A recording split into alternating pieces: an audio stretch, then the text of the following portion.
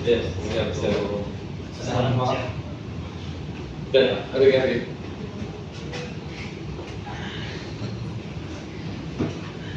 Ini suatu kehormatan adik-adik, karena kalau saya diundang memberikan kuliah umum Pak Dewan, ini langsung tadi bercerita bagaimana strategi politiknya, bagaimana soliditas, apa dan seterusnya. Mungkin saya membacakan berdasarkan pengalaman, pengamatan saya dan teori yang saya pahami, tapi beliau ini langsung. Silakan Anda bertanya bagaimana mengimplementasinya, sejauh mana anggota Dewan, apa yang harus dia lakukan dan apa yang dia kerjakan, kita tanya sama saya dan saya sudah sampaikan. Jadi mereka datang pada Dewan izin, mereka adalah sebuah mata kuliah tentang politik, hukum dan etika kesehatan ya. Biasanya pada Dewan saya diundang ke kampusnya, jadi dia mau lihat langsung di sini. Jadi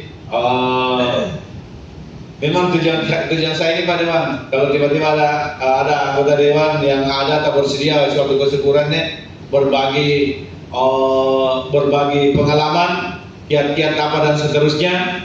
Semoga ini bisa menjadi bekal buat adik-adik dalam pemahaman khususnya mata kuliah ini ya.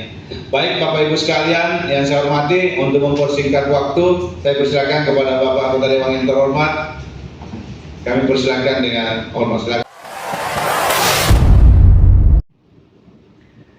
Assalamualaikum warahmatullahi wabarakatuh. Waalaikumsalam warahmatullahi wabarakatuh. Ya, saya hormati Bapak Pendidik UNAS ya. Ya, saya hormati Pak Kambang. Ada mahasiswa yang saya banggakan.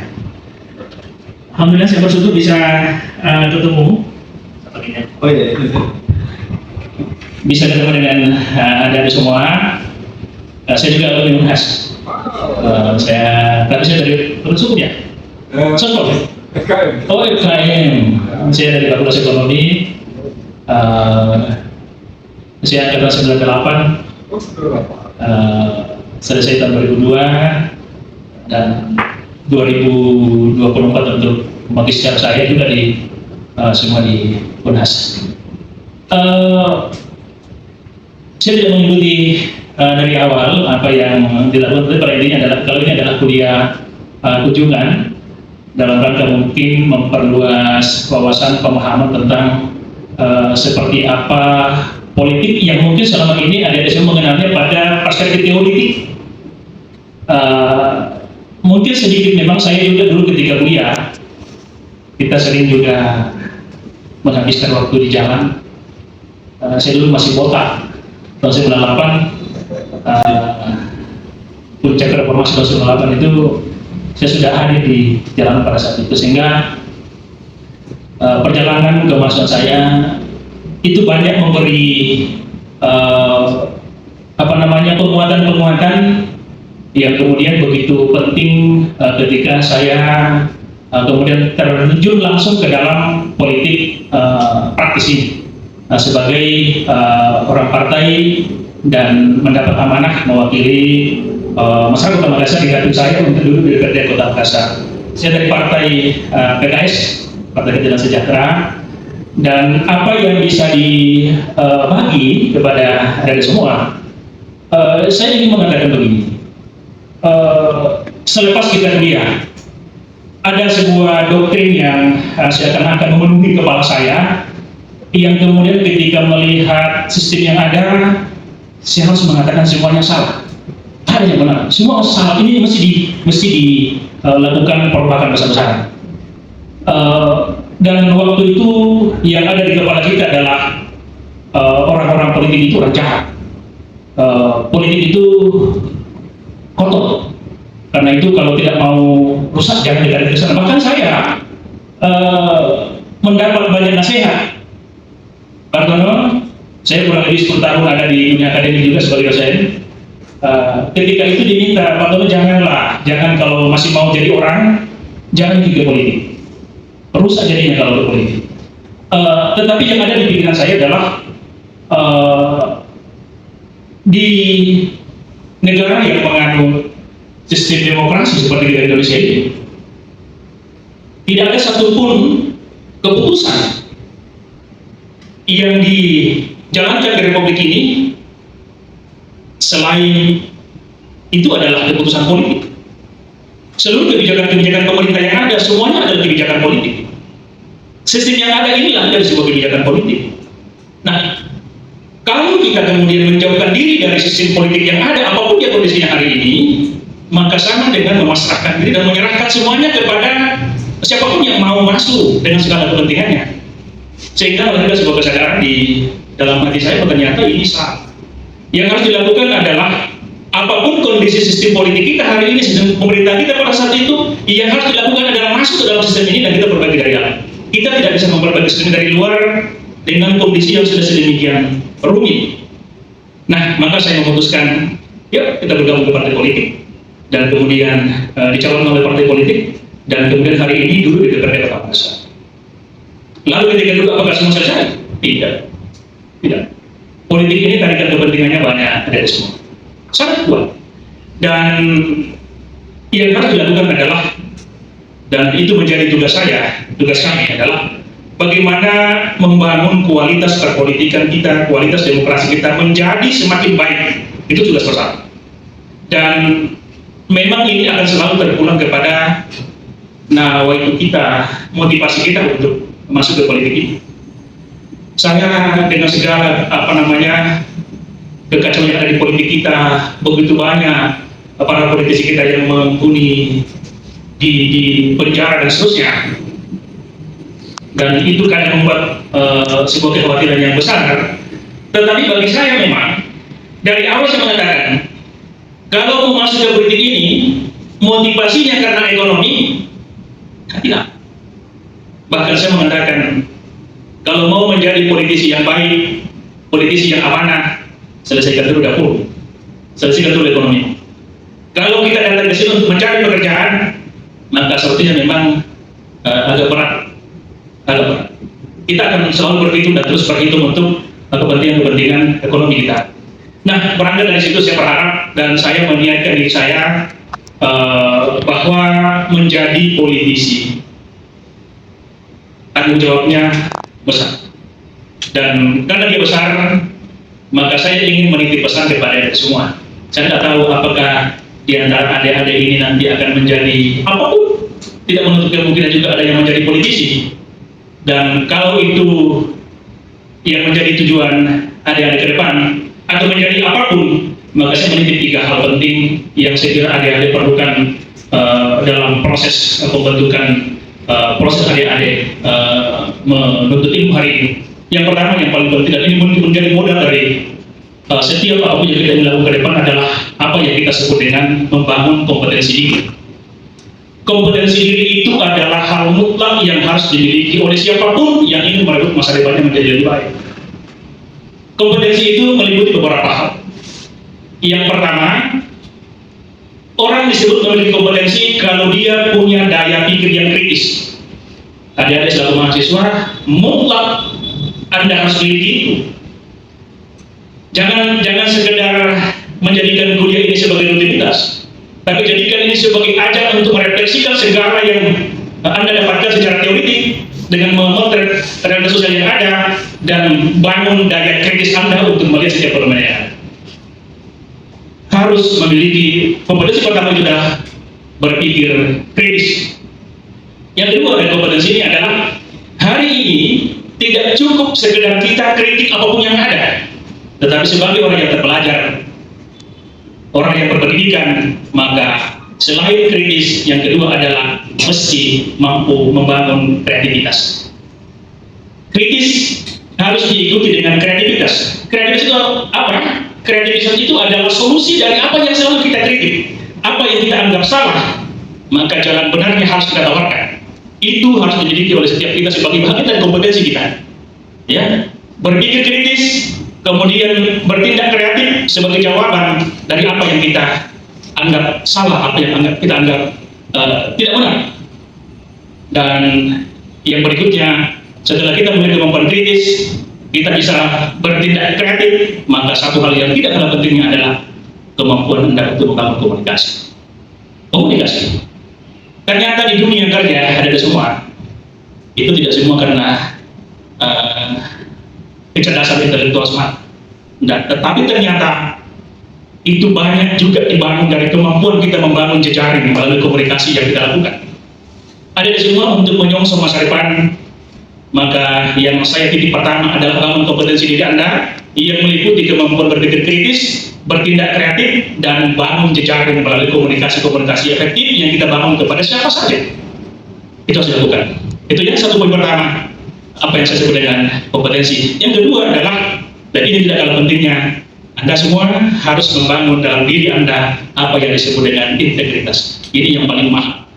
Banyak orang cinta dari integritas. Apa integritas itu? Integritas itu adalah amanah, kejujuran, kedisiplinan, bertanggung jawab, beretika. Itu adalah bahagian-bahagian yang menjelaskan tentang integritas kita. Kita tidak ingin sekedar punya kompetensi, tetapi tidak punya integritas. Kita tidak butuh orang yang sekedar cerdas, tapi ternyata tidak punya integritas yang baik. Cerdas, tapi tidak amanah. Cerdas, tapi tidak jujur. Cerdas, tapi tidak disiplin.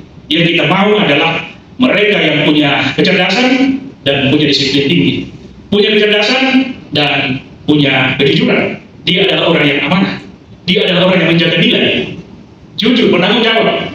Kalau ini kita miliki, ada semua. Punya kompetensi, punya integritas, dan lengkap satu hal lagi. Hari ini adalah dunia di mana literasi menjadi sesuatu yang mutlak. Literasi ini bukan sekedar membaca, tetapi bagaimana kita membuka wawasan kita terhadap seluruh dimensi kehidupan yang ada. Literasi politik, literasi ekonomi, keuangan, dan sebagainya. Itu harus ada di semua kita. Kalau ini tiga hal, Anda bangun dari sekarang, membangun kompetensi, membangun integritas, mengocok literasi Anda, maka saya kira dunia Anda ke depan terbuka lebar, dan tinggal bagaimana kita mengisinya dengan semangat dan produktivitas yang berkualitas. Saya kira sekitar itu yang saya sampaikan kepada Anda semua, bahwa mungkin ada yang mengatakan, oh itu teori, dan betul adanya, tetapi saya berupaya hari ini mencoba menjadikan itu sebagai jalan hidup saya. Saya di DPRD Kota Makassar ini berupaya bagaimana membangun kompetensi saya, bagaimana memastikan bahwa saya memahami dan bisa melaksanakan fungsi-fungsi kedewanan kami, mulai dari fungsi legislasinya, fungsi penganggarannya, dan fungsi pengawasannya. Karena itu tiga fungsi utamanya. Bagaimana dia berbicara tentang anggaran. Saya selaku orang ekonomi itu tentu harus memperdalam betul bagaimana anggaran itu disusun, bagaimana anggaran itu harus dibelanjakan, bagaimana mengukur sebuah kinerja anggaran. Itu harus saya miliki sebagai kompetensi saya sebagai orang yang duduk di DPRD Kota Makassar. Ya, di bidang perda legislasi itu juga kita mesti punya penguatan, punya kemampuan bagaimana merumuskan sebuah peraturan daerah yang betul-betul bisa menjadi jawaban atas kebutuhan masyarakat kita. Kami juga ada di fungsi pengawasan, bagaimana membangun integritas sebagai pengawas sekaligus mitra bagi pemerintah kota dalam menjalankan tugas-tugas masing-masing. Dan saya beri informasi bahwa Anda harus belajar dan mempersiapkan diri lebih keras, lebih disiplin, karena percayalah, tantangan Anda di masa depan jauh lebih besar dibandingkan dengan tantangan yang Anda hadapi hari ini. Ke depan tentu bisa menyongsong perubahan-perubahan yang akan terjadi di masa depan, maka cobalah Anda mempersiapkan, memikirkan sesuatu yang mungkin orang lain belum pikirkan. Dan ketika orang lain sudah pikirkan juga, maka saat itu Anda sudah siap melakukannya. Melangkahlah lebih depan dibandingkan dengan yang lain. Tapi itu tadi modalnya adalah bangun integritas Anda, bangun kompetensi Anda, integritas Anda, dan literasi Anda. Mudah-mudahan Anda hadirin semua sukses untuk menyongsong masa depan bersama-sama, dan tentu kami DPRD Kota Makassar akan senantiasa siap untuk kita berkolaborasi dalam rangka mendorong peningkatan kualitas dari demokrasi kita, peningkatan kualitas dari sistem perpolitikan kita di Republik ini, khususnya di Kota Makassar ini. Sekian, bila itu hidayah. Assalamualaikum warahmatullahi wabarakatuh. Berikan aplaus luar biasa, Pak Dewan. Luar biasa motivasi, dan ini jika ada yang ingin ditanyakan, ada berhubungan dengan apa yang disampaikan yang beliau kalau kita mengamati secara keseluruhan teks luar biasa yang disampaikan pada beliau. Pada adik-adik yang disampaikan deh. Baik, terima kasih atas kesempatannya. Jadi saya jadi bertanya Pak, kan tadi dijelaskan terkait fungsinya DPRD itu yaitu membuat aturan atau regulasi. Yang saya tanyakan untuk membuat regulasi di bidang kesehatan itu apakah ada yang dilibatkan orang kesehatan, misalnya dinas kesehatan dalam membuat sebuah regulasi ataupun aturan. Mungkin sekian, terima kasih. Oke, itu yang pertama. Apakah ada keterlibatan kesehatan atau orang kesehatan pada saat pembuatan perda? Oke, selanjutnya masih ada deh. Sebelum Pak Dewa menjawab, silakan. Baik, terima kasih atas kesempatannya. Saya izin bertanya. Tadi juga disebutkan fungsi-fungsi dari DPRD, yaitu salah satunya ada pengawasan. Jadi pertanyaan saya yaitu bagaimana bentuk pengawasan yang dilakukan oleh DPRD dalam melakukan pengawasan itu. Terima kasih. Oke, makasih deh. Dua saja dulu ya Pak Dewan. Ya, yang pertanyaan pertama tadi, dalam pembuatan perda sejauh mana keterlibatan, apakah dilibatkan dinas kesehatan? Yang kedua, pertanyaan dari ada siapa lagi namanya? Aisyah. Amelia. Ina Pak. Oh, panggilannya Ina. Dia bertanya bagaimana bentuk pengawasan anggota dewan terhadap anggaran yang ada di Kota Makassar. Saya persilakan yang hormat Pak Dewan. Terima kasih. Yang pertama tadi, apakah dinas kesehatan itu dilibatkan di dalam, misalnya kita sedang menyusun perda tentang kesehatan. Saya ingin sampaikan kepada Anda dari semua bahwa di DPRD Kota Makassar, kita di DPR ketika ingin menyusun perda, maka sumbernya ada dua. Perda itu bisa lahir dari dinas yang terkait, misalnya dinas kesehatan merasa punya, kemarin kami ketemu dengan dinas kesehatan, mereka mencoba mendorong perda tentang penanggulangan HIV, itu dari dinas kesehatan. Tetapi DPR juga dapat mengusung perda sendiri yang disebut dengan perda inisiatif anggota DPR. Jadi bisa dari eksekutif melalui dinas, bisa juga dari DPR sebagai aspirasi dari masyarakat. Ya, dari mana mereka? Tentu mereka yang punya keahlian pada bidang yang ingin dibikinkan peraturan daerahnya. Misalnya kalau ingin membuat peraturan daerah tentang kesehatan, tentu kita panggil orang-orang yang berkecimpung di dunia kesehatan. Kita akui kepakarannya di dunia kesehatan, baik dari sisi akademiknya mengelola kesehatan, dari praktek kesehatan dan dari sisi teori kesehatan. Itu semua kita padukan. Karena sebuah peraturan daerah ketika telah ditetapkan, maka pertama sebuah peraturan daerah itu haruslah memberikan kepastian hukum, tidak boleh ada keraguan-keraguan di dalamnya. Nah karena itu mengaturnya harus betul-betul diatur sedemikian rupa dengan melibatkan partisipasi para pakar pada bidang apa yang sedang kita godok. Dan kewajiban juga bagi kami adalah melakukan konsultasi publik. Sebuah rancangan peraturan daerah itu harus dilakukan konsultasi publik. Kalau misalnya kita sedang merancang perda tentang kesehatan, kemudian kita melakukan konsultasi publik untuk menerima masukan-masukan dari masyarakat. Kalau semua ini sudah komplit, maka dirumuskanlah pasal per pasal dari rancangan peraturan daerah itu. Ada pansus yang kita, jadi kalau dia sudah diparipurnakan untuk dilanjutkan ke Biro Hukum Provinsi, kalau semua sudah klop, maka diundangkanlah sebagai peraturan daerah yang berlaku di Kota Makassar ini.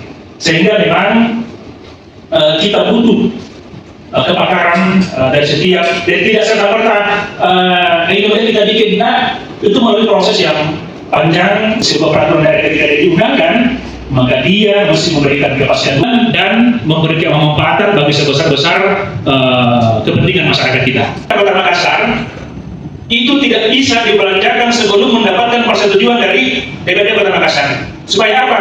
Supaya kami tahu ini uang dari rakyat akan dibelanjakan untuk kepentingan rakyat. Maka kita tetapkan. Ketua Palu, selesai, silakan laksanakan. Setelah dilaksanakan, DPR kemudian memonitoring. Tugas kami adalah mengawasi apakah anggaran itu digunakan berdasarkan dengan apa yang disepakati bersama dengan eksekutif. Maka setiap 3 bulan kami lakukan monitoring. Kita panggil seluruh kami datang ke sini, kita minta. Kemarin Anda punya program ini, kami sudah kasih anggaran, mana realisasinya? Kami juga melaksanakan fungsi pengawasan terhadap pelaksanaan peraturan perundang-undangan, peraturan daerah yang berlaku di Kota Makassar ini. Jadi peraturan daerah yang sudah diundangkan di Kota Makassar ini, kami juga turun melihat apakah ini sudah dijalankan atau belum.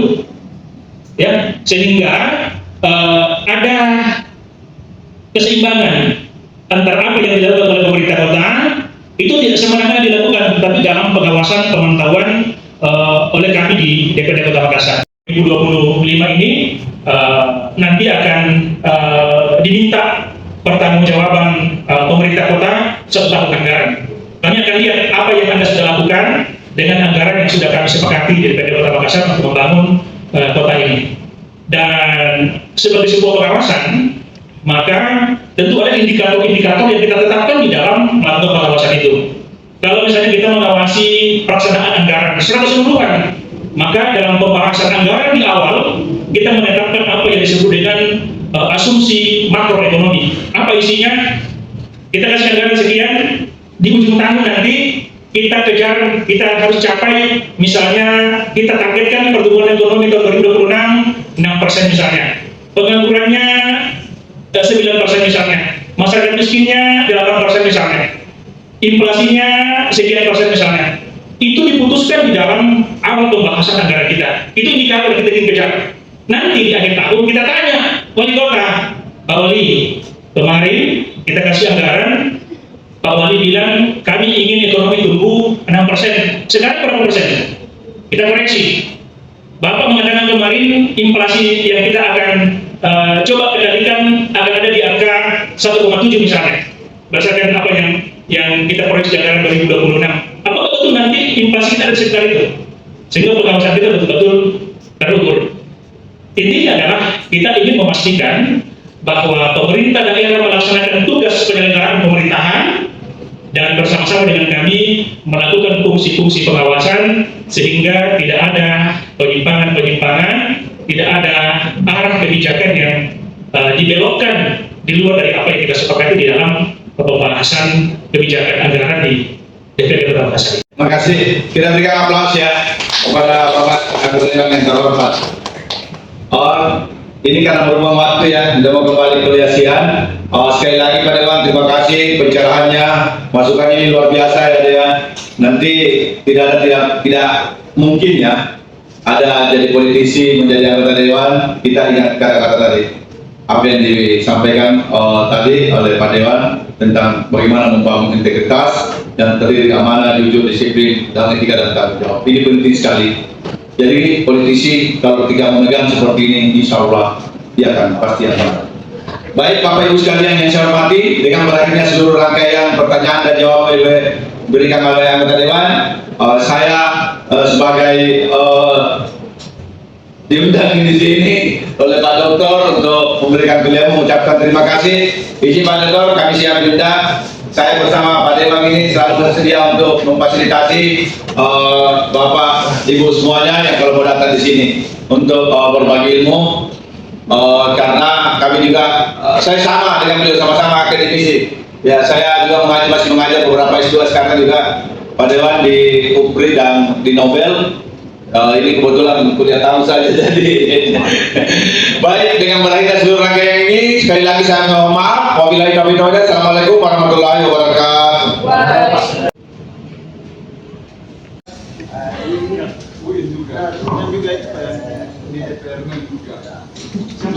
Ismail, selamat ya. Iya.